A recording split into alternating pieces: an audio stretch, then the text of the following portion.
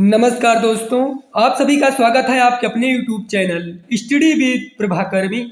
आज की इस वीडियो में हिंदी पेडागोजी के कुछ महत्वपूर्ण प्रश्नों को देखेंगे जो आपके आने वाले सीटेट एग्जाम के लिए अत्यंत महत्वपूर्ण हैं। आइए शुरू करते हैं। पहला प्रश्न है, निम्नलिखित में से कौन सा समाज भाषा विज्ञान का हिस्सा नहीं है? बोलने से संबंधित कुछ विशेषताओं के प्रति लोगों के व्यवहार का अध्ययन, बोलचाल की भाषा में ध्वनियों का अध्ययन, समाज में बोली के बारे में सामान्य दृष्टिकोण, सत्तात्मक कारकों, सामाजिक आर्थिक तथा राजनीतिक तथा भाषा परिवर्तन पर उनके प्रभावों का अध्ययन। समाज भाषा विज्ञान का हिस्सा नहीं है बोलचाल की भाषा में ध्वनियों का अध्ययन। इसका सही उत्तर है विकल्प बी। निम्नलिखित में से कौन सी भाषा कौशल के शिक्षण हेतु सबसे उपयुक्त गतिविधि है? कक्षा में नाटक करना, कविता वाचन, भाषण प्रतियोगिता का आयोजन करना, वाद विवाद प्रतियोगिता आयोजित करना। भाषा कौशल के शिक्षण हेतु सबसे उपयुक्त गतिविधि है कक्षा में नाटक करना। इसका सही उत्तर है विकल्प ए।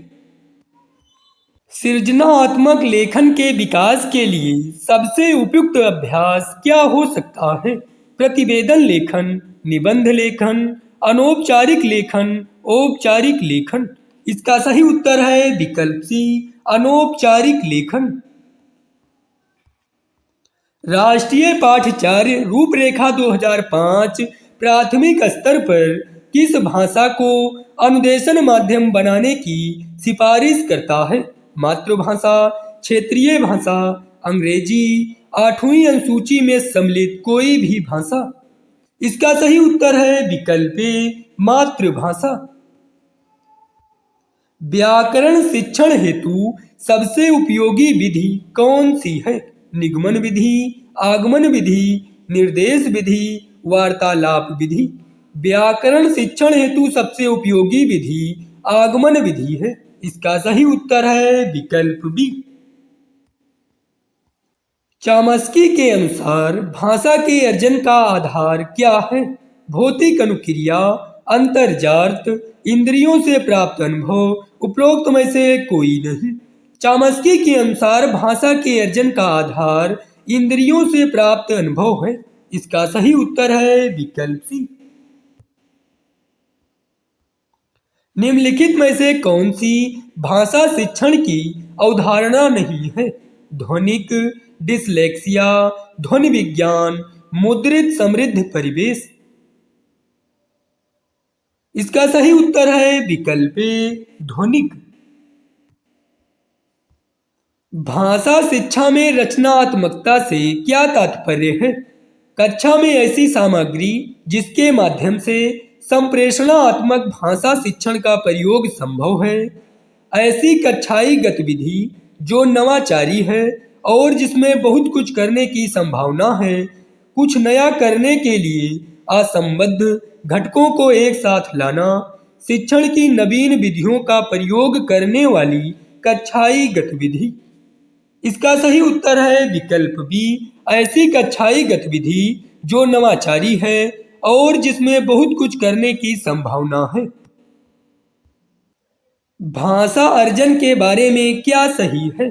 स्वाभाविक और अवचेतन में है, स्वाभाविक और सुविचारित है, भाषा प्रक्रिया है, सचेत और सुविचारित है। भाषा अर्जन के बारे में सही है, स्वाभाविक और अवचेतन में है। इसका सही उत्तर है विकल्प ए। विविध संदर्भ में स्वाभाविक विमर्श में शामिल किया हुआ संग्रह क्या है? पाठ्य पुस्तकों का संग्रह, लेखों का विशाल संग्रह, पाठ्य सामग्रियों का बड़ा सा संग्रह और आंकड़ों का आधार, व्याकरणिक वाक्य का संग्रह। इसका सही उत्तर है विकल्प सी, पाठ्य सामग्रियों का बड़ा सा संग्रह और आंकड़ों का आधार। भारत में अंग्रेजी के भाषा के संदर्भ में क्या सही है? यह भारत के संविधान की 8वीं अनुसूची की भाषाओं में से एक है, भाषा प्रक्रिया है, यह भारत संघ की कार्यालयी भाषा है, या भारत संघ की सहकार्यालयी भाषा है? इसका सही उत्तर है विकल्प डी, या भारत संघ की सहकार्यालयी भाषा है। माध्यमिक स्तर पर भाषा अधिगम में बोधिगम निवेश क्या है?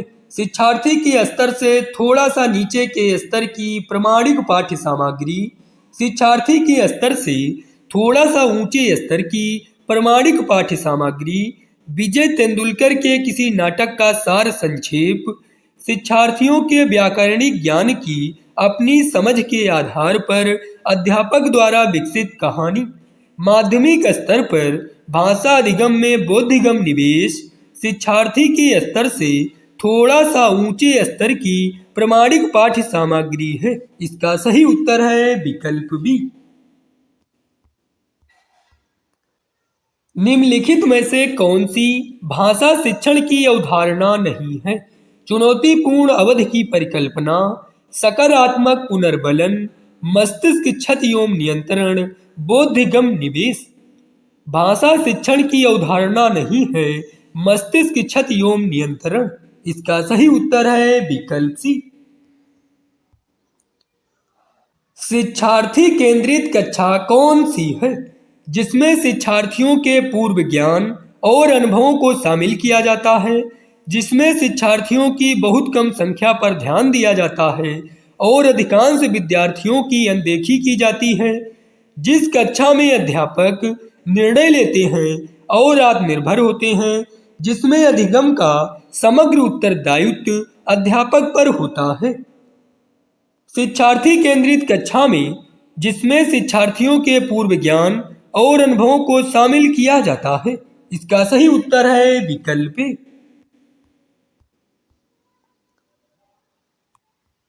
भाषा अध्यापक शिक्षा में विमर्श चिंतन मनन से क्या तात्पर्य है? सचेत प्रायोगिक रूप से सिद्ध विचार, मूल्यांकन और समस्या समाधान के वे पहलू जो नवीन अंतर्दृष्टि तथा समझ प्रदान करते हैं, या इस तरह की समझ है कि दिन प्रतिदिन के निर्णय किस तरह से क्रियान्वयन को प्रभावित करते हैं। इसमें सामान्य संज्ञानात्मक योग्यताएं, कंठस्थीकरण और दोहराव आधारित अभ्यास शामिल है। इसका सही उत्तर है विकल्प बी, मूल्यांकन और अभ्यास समाधान के वे पहलू हैं जो नवीन अंतर्दृष्टि तथा समझ प्रदान करते हैं। राष्ट्रीय शिक्षा नीति 2020 कहती है, विद्यालय में अधिगम के लिए बहुभाषिकता और भाषाओं की शक्ति आवश्यक है। आगे की शिक्षा को सहज बनाने के लिए विद्यालय के प्राथमिक चरण में माध्यम के रूप में अंग्रेजी भाषा हो। बच्चों को अपनी रुचि के अनुसार अनेक भाषाएं सीखनी चाहिए। सभी भाषा अधिगम मातृभाषा में ही होना चाहिए। राष्ट्रीय शिक्षा नीति 2020 कहती है, विद्यालय में अधिगम के लिए बहुभाषिकता और भाषाओं की शक्ति आवश्यक है। इसका सही उत्तर है विकल्प ए। भाषा जागरूकता के बारे में क्या सही है? इसमें किसी प्रकार का कोई लाभ नहीं है, या भाषा की व्याकरण को जानना है। इसमें संज्ञानात्मक रूप से लाभ है या निर्धारित अवधारणा है। भाषा जागरूकता के बारे में सही है, इसमें संज्ञानात्मक रूप से लाभ है। इसका सही उत्तर है विकल्प सी। मातृभाषा आधारित बहुभाषिकता क्या है? प्रत्येक शिक्षार्थी अपनी आरंभिक शिक्षा विद्यालय में मातृभाषा, घर की भाषा में प्रारंभ करती है और बाद में अधिक भाषाओं से जुड़ती है। सभी विद्यालयों में अभिभावकों की मांग को पूरा करने के लिए अंग्रेजी माध्यम में पढ़ाई होना। प्रत्येक शिक्षार्थी अपनी विद्यालय शिक्षा अपनी मातृभाषा में आरंभ करती है और उसके बाद अंग्रेजी माध्यम में अध्ययन करती है। सभी विद्यालयों में मातृभाषा या घर की भाषा माध्यम के रूप में है। इसका सही उत्तर है विकल्प ए। प्रत्येक शिक्षार्थी अपनी आरंभिक शिक्षा विद्यालय में मातृभाषा, घर की भाषा में आरंभ करती है और बाद में अधिक भाषाओं से जुड़ती है। निम्नलिखित में से कौन सा अधिगम के लिए आकलन का उदाहरण है? वार्षिक परीक्षा, पोर्टफोलियो, मध्य सत्रांत परीक्षा, सप्ताह में दिए जाने वाले प्रदत्त कार्य। अधिगम के लिए आकलन का उदाहरण है सप्ताह में दिए जाने वाले प्रदत्त कार्य। इसका सही उत्तर है विकल्प डी। मिश्रित अधिगम कौन सा है?